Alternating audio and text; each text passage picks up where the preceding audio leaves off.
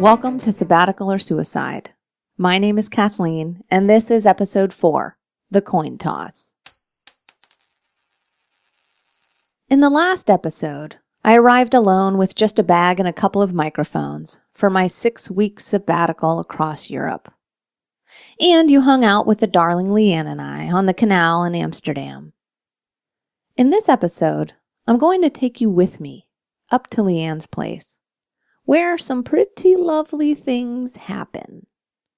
I will also discuss what it's like diving into the post-marriage new age world of online dating. What?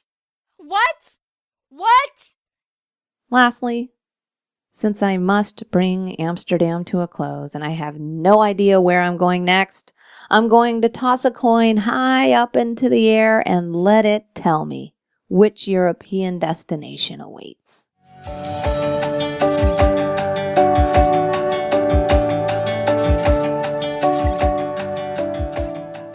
I was with my ex-wife for almost 14 years. We got together when I was 23. I know. I grew up with the woman. And that's my point. No freaking wonder people stay together forever. No wonder we accept whatever dysfunctional reality it is we're putting up with day in and day out. That's a long-ass time to be with someone. I don't even know myself as just Kathleen. For about as long as I can remember, it was always she and I together. We came as a pair. And for a good long time there, we were a great pair. That's the hardest part, actually. Once upon a time, we had it all. If only she or I had been different, we still could have it all. But you know the expression. If wishes were horses, beggars could ride.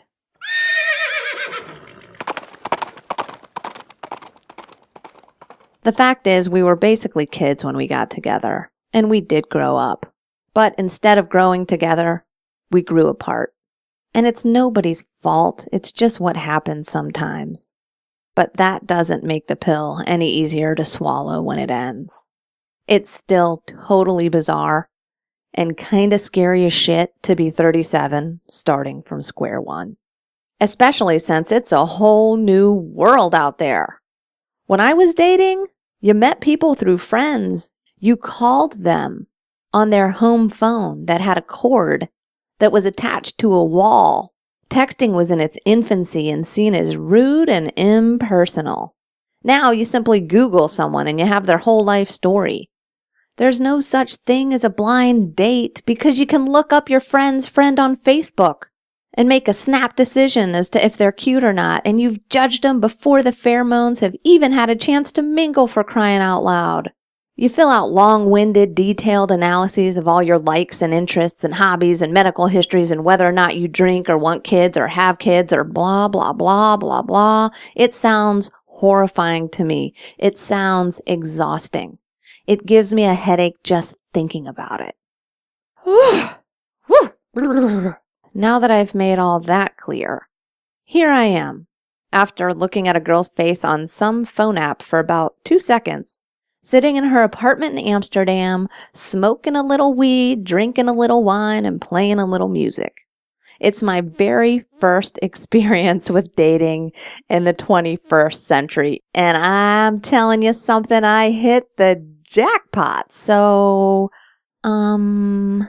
everything I just said about the modern world of dating, you can go ahead and flush it right down the toilet because I am suddenly a huge fan. Fingers down my spine. Girl, you look mighty fine. Won't you rub your fingers down my spine? She's burning.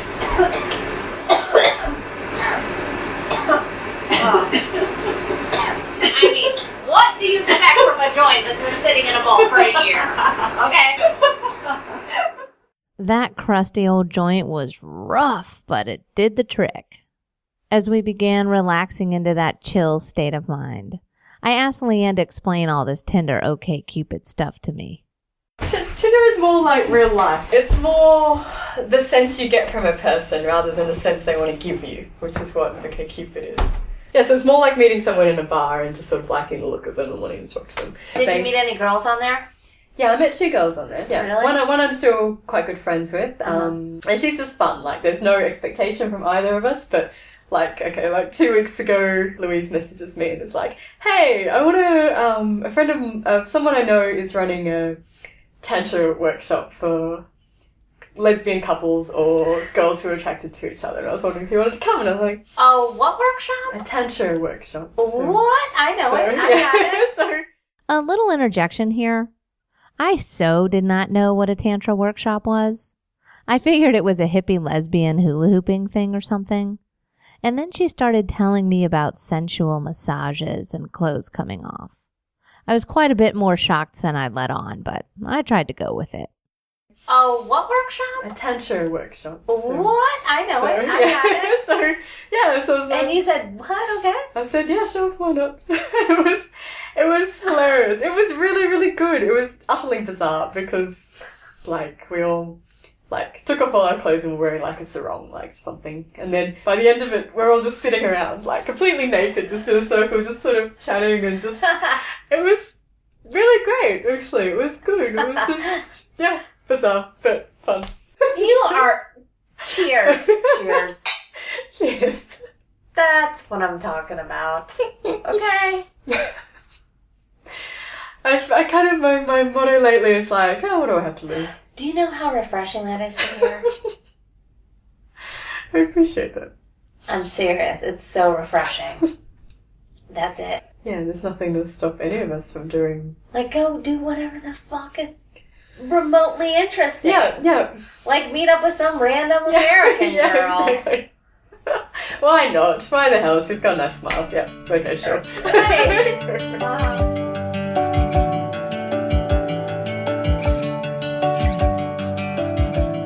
Leanne and I continued the conversation late into the night, and oh, what a night it was. During the days and weeks unfolding, I was hesitant to share the actual events because, well, it's personal stuff, man. But then I reminded myself why I'm doing this show. And I'm doing it for me. For the me who felt so trapped in a life she didn't want, that she truly believed dying was her only way out. I'm doing it for that girl. Because I know she's not alone. And I am so grateful for her now. Me. Then. Because when I'm unsure of what to include or what not to include as this journey unfolds, all I have to do is ask her. And what she wants to hear, what she needs to hear, is that there most definitely is life after years of depression, laughter after divorce, and loving after marriage. So here I am. A couple weeks after leaving Amsterdam, sitting on a random bench in a city yet to be named, where I decided to record the true unfoldings of Amsterdam. And it really wasn't until much later in the night when... I don't know if I'm actually going to end up sharing this or not, but what the fuck. At least I'll have it recorded in case I decide to share it. But I'm kind of a baby when it comes to putting the moves on somebody, really. And Leanne's little self, she did it. She put the moves on me. I'm telling you what. That little cutie, she sure did. And so we had this wonderful, I'll call it a makeout session. But we had this wonderful makeout session. It was like, God, so nice to just kiss somebody and hold somebody and feel like it was absolutely reciprocal, totally not forced. It just felt wonderful, and it's just what I needed. There's probably nothing on the planet that can help begin to heal a wounded heart than a spark beyond what you've known for so long. And that spark happened that night with Leanne. But something that she said to me on night number 2 was we were sitting overlooking the canal right out her window, and her legs were hanging out the window, and we were just having this wonderful conversation. But anyway, so she looked up at me at one point and she said, I'm just kind of worried. Like, I just don't want to have any part of breaking your heart. And in my head, I was thinking, no. Wait a gosh darn minute. Nobody is going to break my heart. And certainly right now, and certainly not you, Miss Hot Little Thing that I've known for 24 hours. Like, what the hell?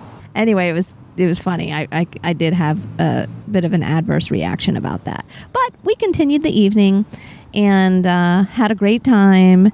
And we're laying on the couch and falling asleep together. And it was really sweet. And then I just had one of those moments. I just sat up. It was probably like 8 o'clock or something. And I was like, hey, you know what? I'm just going to get out of here. I'm just going to go. Because in my head, I'm thinking, this is going to be a love 'em and leave 'em moment for me.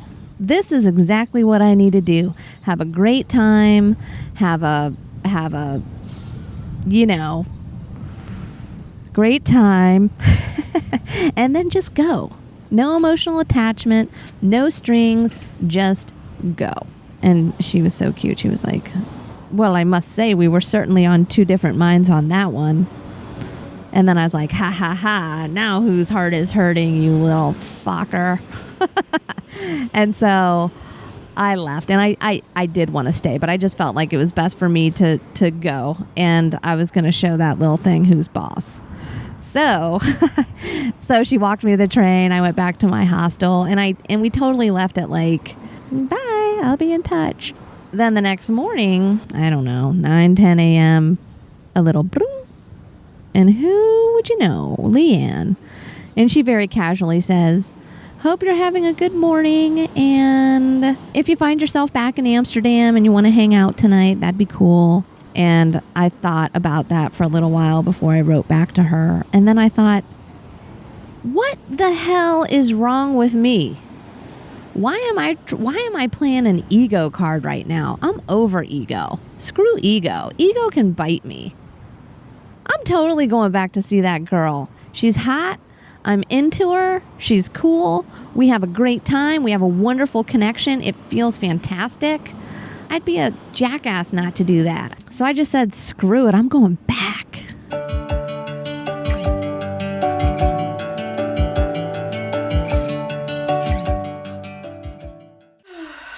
So how about that song?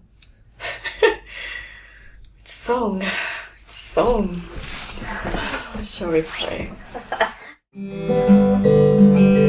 Only know you've been high when you're feeling low. Only hate the road when you're missing home. Only know you love her when you let her go.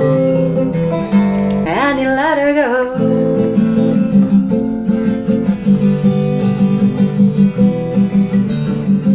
Leanne and I spent the next 3 glorious days and nights together. Inseparable and intertwined we were. And not just literally, but also bonded together in our common experiences, our common heartbreak, and most importantly, in our newfound common awakening to hope and love and life again. Am I madly in love? Am I throwing the U-Haul on a ferry across the Atlantic to start marriage number 2?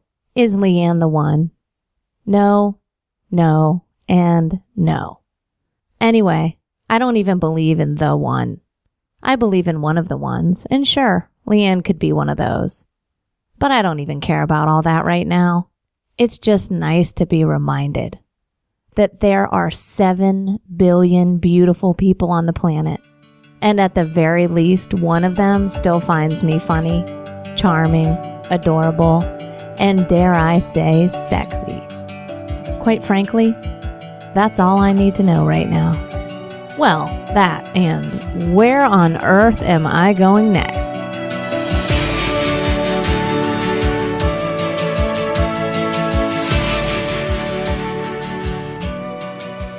I need to figure out where I'm going next. And I cannot decide between Berlin or Paris. So I'm going to flip a euro. I'm going to flip a euro on this one. This is a 2 euro coin. So if it lands on the 2, I'm going to Paris. And if it lands on what looks to be a man's face or a big lesbian's face, I'm not sure, If it lands on the face, I'm going to Berlin. And if it lands on the 2, I'm going to Paris. Here we go. Let's flip it. Let's flip it here.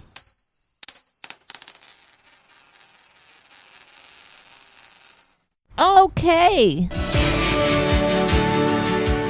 To find out where that coin sends me, join me in episode 5. Also in episode 5, I am so excited to introduce my very first guest. Her name is Andrea, and she had reached the pinnacle of material success as an international corporate attorney before age 30. And yet, like me, found herself asking the same question over and over again. Sabbatical or suicide? And that thought began to percolate more every day. And I started to come up with things that I wanted to do so I could kiss that cute guy I wanted to. And I did, because it didn't matter anymore how things turned out, because I was going to die. My hope is that Andrea's is the first of many of your stories I will get to share right alongside mine. So please, if you or someone you know has a story of choosing change over fear, hope over despair, or life over suicide, I would love to hear it. It can be about a job, a relationship, money, a diagnosis, an affair, a loss, a move, a personal challenge. All stories are welcome. Even if your story isn't finished yet, if you're still stuck in the pain and fear, still hopelessly longing for something else, or beating yourself up every day for being unhappy with what you've got, I want to hear about it. Go to sabbaticalorsuicide.com and send me a message with your story. Perhaps I'll share it on a future episode, or maybe you'd like to come on the show and share it yourself. And at the very least, keep tuning in, and always remember, you are not alone. I'm Kathleen. This is Sabbatical or Suicide. And I'll see you in episode 5. One-way ticket to...